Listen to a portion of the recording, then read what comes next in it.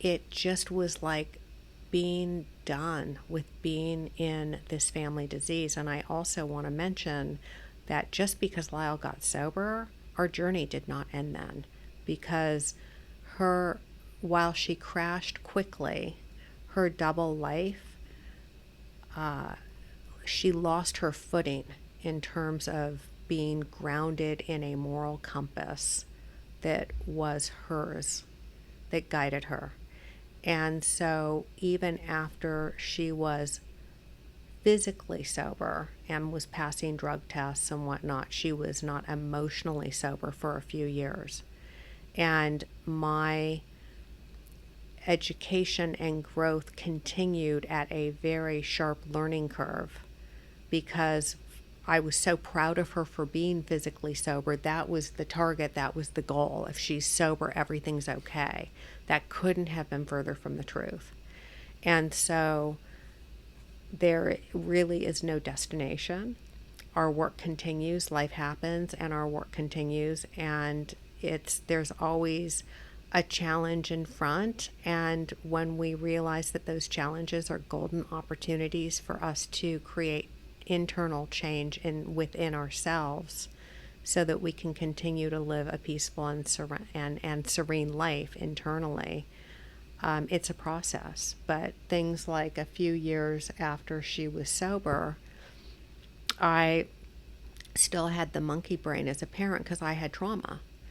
And so my trauma was pretty noisy. If the phone rang, I was like, is everything okay? Um, and I noticed something was off, and we had a home boundary. This is after she had been in treatment for 1 year and then was living on her own. And was so excited. I spent a year planning this trip to Europe and got tickets with mileage, and my friend's a travel agent, so we were like doing it on a dime, but it was this awesome 2.5 week trip to Europe. And I noticed something was off, and I just was like devastated because I thought, I am not spending money taking my daughters to Europe when there's an attitude. And so I thought about it, and I walked in the kitchen one day and I said, hey, Lyle, I set up a drug test for you. I hadn't drug tested her for like a year in Simi Valley at this lab. And she was blown away. Like, are you kidding me? I'm not using. And I said, well, that's great, but I need to know on paper for my monkey brain, because I sense something's going on, and I just like, I can't seem to get the chatter out of my head. And so sure enough, her drug test came back. It was negative, and a few days went by, and she came in and said, Mom, I need to get honest with you. And I said, okay. And she said, I dropped one of my classes. And so I think that's what you've been picking up on, because I have felt really bad, because our contract was that you need to be in this many classes and you need to have a job in order to live at my house. And so why I say the journey's not over when they get sober is because we still have to pay attention to our own internal barometer. If something's up and we're feeling something's up, something is up. It might not be obvious, but we need to investigate, what does that mean for us? Why am I feeling this way? Is it my trauma speaking? Feelings are not facts. So is something actually going on, or something normally is going on if we're having those strong feelings? Yeah, it's just so. I mean, it's like the black car in front of the house for weeks and weeks and weeks. They're just saying, "Oh, I mean, it's just a black car," but they know it's not a black car. You've learned to have a dialogue, to take some action. I mean, feelings to me, it's like, it's like driving around without stoplights. I mean, there's red, yellow, and green, and feelings are just an acknowledgement, a warning sign, a signal, I guess I'll say, of my body or something needing attention. It could be good attention, it could be neutral, or it could be, a warning sign. But they're there for a reason. It's what we do with them that ultimately matters. And what you're doing now is healthy things. You're having a dialogue. You're explaining to her, I don't feel right. I don't know, Lyle, what your experience was of being defensive or acknowledging that your mom still got some trauma, but you're having an honest conversation, and you're taking a healthy, direction, which is a drug test to verify. And then the truth comes out, which is, I'm back to a little guilt and shame, because I said I'd take so many classes, and I can't handle that many classes, and I dropped one, and I feel guilty and couldn't tell you about it, but that's what's going on. And I'm sure learning to have those conversations, I think this is what what you're communicating about the journey not being over. Physical sobriety is really like a gateway to a rebirth of sorts, and it's like learning to live.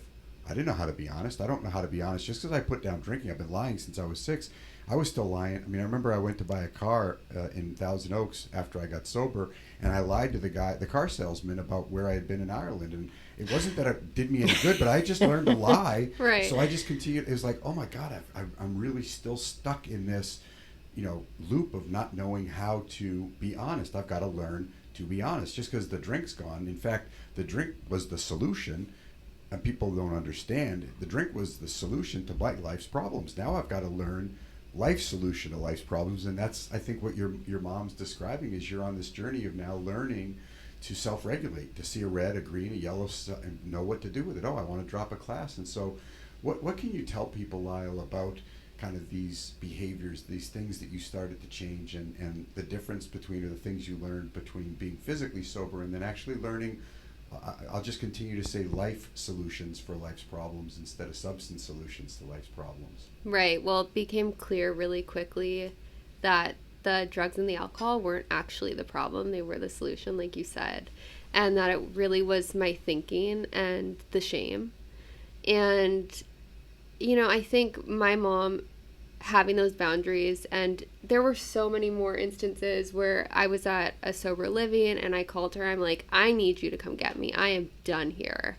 I got into a fight with some of the girls, and she's like, I'm not doing that. And those moments helped me to not develop and live in shame further, because I had to deal with it, and I had to learn to fend for myself. And it's such a process. Some have the ability to reach it sooner than others and gain that emotional sobriety.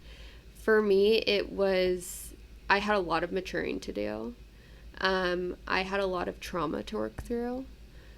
I joined a 12-step program, and that was amazing for me, but I needed to be in it for a while. Yeah. Before I could really get the help that I needed to reach the emotional sobriety, and not just be like, oh, I'm good, I'm sober. Like, that's all that anyone wants from me and needs from me. Don't expect any more.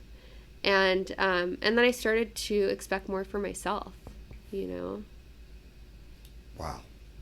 Yeah, I mean, one of the things that we do in mental conditioning work is we hunt the good things. I think expectancy theory says that when you focus on things, they expand, and it works for good and it works for bad. And I think you're starting to see expectancy theory play out for you, because I started to just do one right thing, and I started to expect more out of myself. And that is the most empowering life we can lead, is when we start to just set expectations for ourselves and then meet them, and then we do want more out of our life. And what a journey you've been on.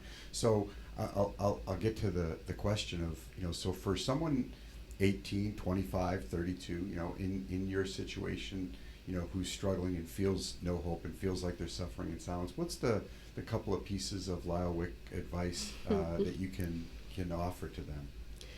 I think, like you said, one is just start with one right thing. And for me, that looked like I would lie about what gas station I was at. No idea why. But then I started to implement, okay, I'm actually going to call back and tell that person I lied. Which was really hard, because it was embarrassing. Like, why did I say I was at 76? I had to lie. I had to call the car. I called the car salesman. Yeah. And I'm like, I don't have to call him. Car salesmen lie to people all the time. It's not about him. It's about Right. you. How free do you want to be, Charlie? Do you want to live in the truth? Exactly. He may or may not. He may or may not pick up a drink if he doesn't tell the truth to sell a car. You, my friend, could die if you don't call him back. So, right. But learning Rigorous how to be honest. honesty. Yeah, it's when you've been lying since you were 5-6 years old and taking little Barbie doll shots at 7. I mean, we got a lot of ground to make up. Exactly. And I think that is the biggest thing that I would tell someone else, is that if you're struggling and you're feeling like there's no hope, I think that's because you're living in shame. And so it's, how do we get past the shame, and the medicine for shame is honesty. And so I think breaking it down into really attainable things to be honest about, and starting small, to gain comfort, and you're chipping away at that shame. I would say also to really be patient with yourself, because I wouldn't say I was emotionally sober until I had 4 years of sobriety, when I really started to chip away at it, and I felt like I had nothing to show for the 4 years. But to try and, even if you don't believe it, treat yourself like you would treat someone you love. Because we have to, even if people don't understand and they have expectations that we should be acting a certain way by this point and we should have our stuff together, it's a journey. It really is. And I'm still growing. And so you get to have patience even if others don't.